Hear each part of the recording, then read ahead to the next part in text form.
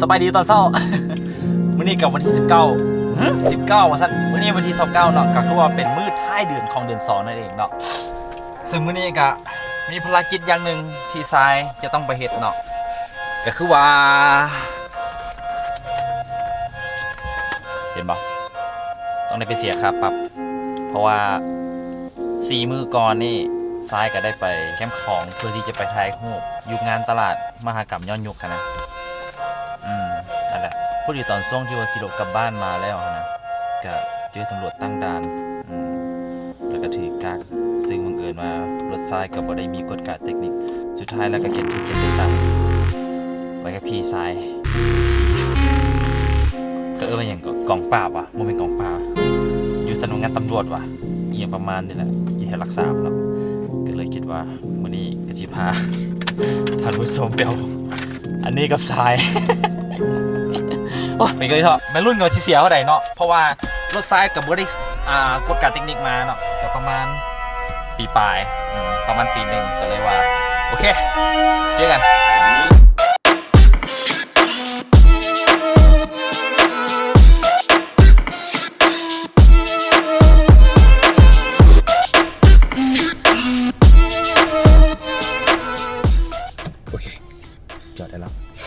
หายกับว่าฮอดสรุปว่าห้องการปกสเมืองศรีสัตนาก็อยู่หลักสามนี่เองเนาะโมเห็นกองเปล่าใส่ว่าผิด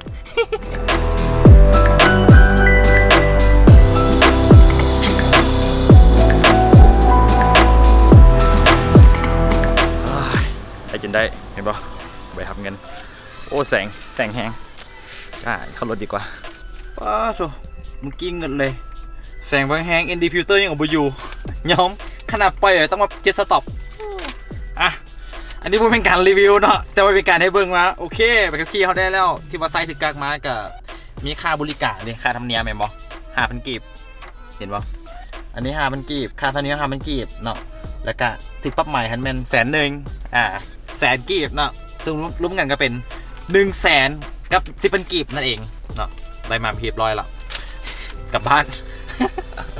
ขอเวลากลับบ้านละไปกลับบ้านต้องกันดีกว่าคันชีว่าการเปลี่ยนไปขับขี่อยู่บ้านเฮานี่กับบริยากนะใช้เวลาแป๊บเดียวเมื่อกี้นี่ซ้ายกระถาบ่10 นาทีซ้ำเพราะว่าแล้วก็เขียนแค่เขาเอาใบสั่งเขาไปให้เพื่อนเนาะแล้วก็เขียนบินให้แล้วเขาก็ไปเอาครับออกมาจบ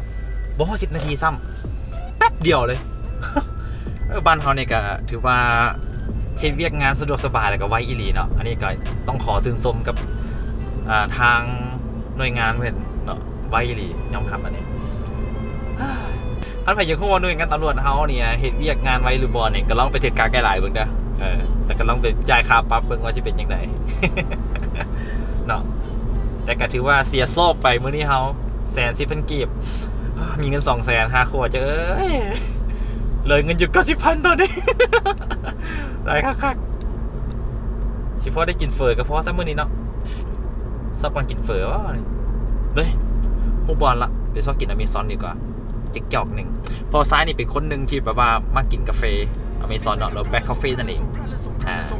Problems are sober, I run through the money, depression be calling. Left on my blessings, I feel like I'm falling. The birdie is back. Tell me I'm garbage, I'm going through something, that's why I ain't calling. Phone in progression, it's all that I wanted. The phone in affection, I summon and dub it. Cause bitch, I got problems on problems on problems on problems on problems on problems, I solve them. I run through the money, depression be calling. Left on my blessings, I feel like I'm falling. The birdie is back. Tell me I'm garbage, I'm going through something, that's why I ain't calling. Phone in progression, it's all that I wanted. The phone in เป็นสุดละภารกิจพักเศร้าของสาย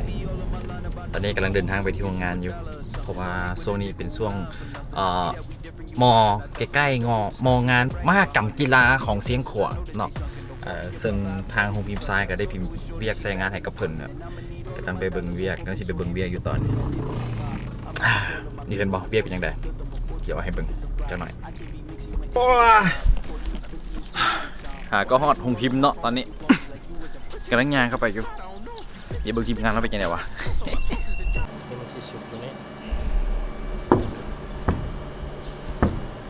ซุปจะไหนวันนี้มาแต่ที่หูมันน้อยพอดีแบบ เกี่ยวมันลุยเนี่ยเกี่ยวยังไง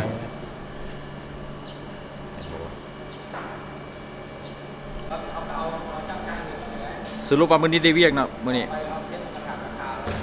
เพราะว่ามีงานด่วนเข้ามาเห็นบ่น็อตนั่นน่ะเกี่ยวข้างในมันหลุยมันเหี่ยนเฮาก็เลยสิไปกึ่งกุยให้สิไปกึ่งอยู่ไส เงียนยาวเลยมัน ร้อยเยอรมันอันนี้ก็สร้างพิมพ์เฮาเนาะเห็นเนาะ ไปเบิ่งตัวปัญหาก่อน โอ้มันคือสิหนักกับแน่ให้บ่เอาเป็นว่าโอ้สายพานตัวนี้มันอยู่นี่บ่สายพานจางมันแสดงว่าสายพานตัวนี้มันอยู่ลุ่มนี่เป็นบ่จางสายพานอยู่ลุ่มก็ไปนี่แล้วก็ขึ้นมานี่บ่ตอนนี้เขาเครื่องจักรตัดเฮาเพโอเคอ่ะดีน้องเอาไปสุดแล้วติไปสุดแล้วเนาะไปโอ้เท่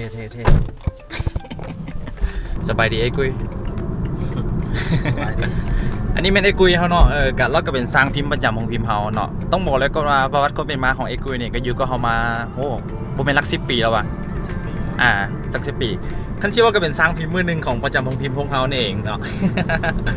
ตอนนี้เฮาสิไปแสไอ้กุย ไปกึ่งเผาอยู่โรงเรียนเรา กิ่งเผามันเป็นเผานัดของนั่นเด้ของเครื่องจักรตัดเด้เนาะไอ้บ่นั่นแหละซึ่งตอนนี้เฮากำลังเดินทางไปที่โรงเรียนลาวเยอรมันเนาะนัดกับอาจารย์เพิ่นท่านหนึงเพิ่นไว้นั่นเอง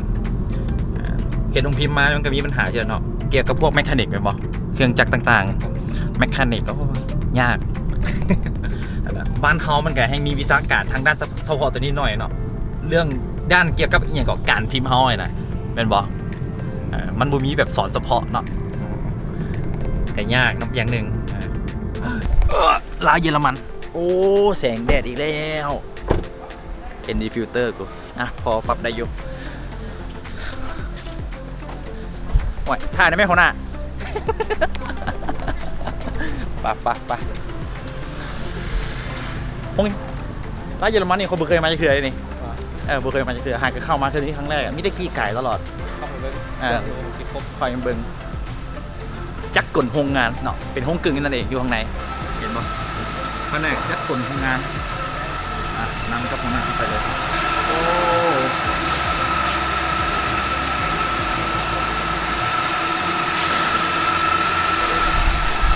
อยู่นี่เสียงดังแฮงอยู่นี่ โอเคโอ้แต่ว่ามื้อนี้ตอนแรกมื้อสิได้เด้อ ตัวแรง ตอนแรกประมาณตอนแรก ที่เขาเข้าทางนี้ ตะกี้ก็จะเข้าข้างนี้ข้างหน้านี่ตะกี้ก็จะเข้าข้างหน้านี่แต่ว่าก็จะก็ปิดประตูตึ้งหัว มันมีไฟแดงอยู่ฮะเข้ายากดิ อาจจะเป็นสาเหตุหนึ่งที่ว่าคุณก็จะปิดประตูย้อนว่ามันมีไฟแดงอยู่คิดให้รถติดเด้เนาะ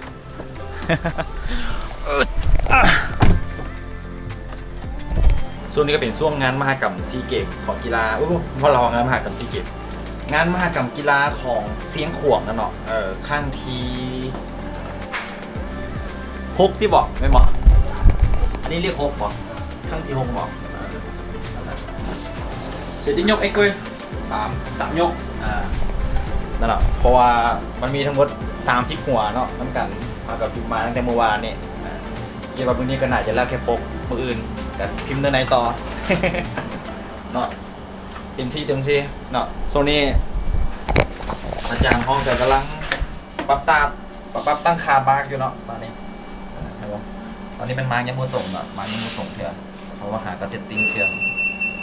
ดูฝักเห็นแต่ที่เป็นงานเก่าของเมื่อวานนี่ที่แปลว่าพิมพ์ไปเบิดแล้วของบึ้มเพราะว่าทางลูกค้าเพิ่นเล็งให้อยากให้แล้วไวๆว่าซั่น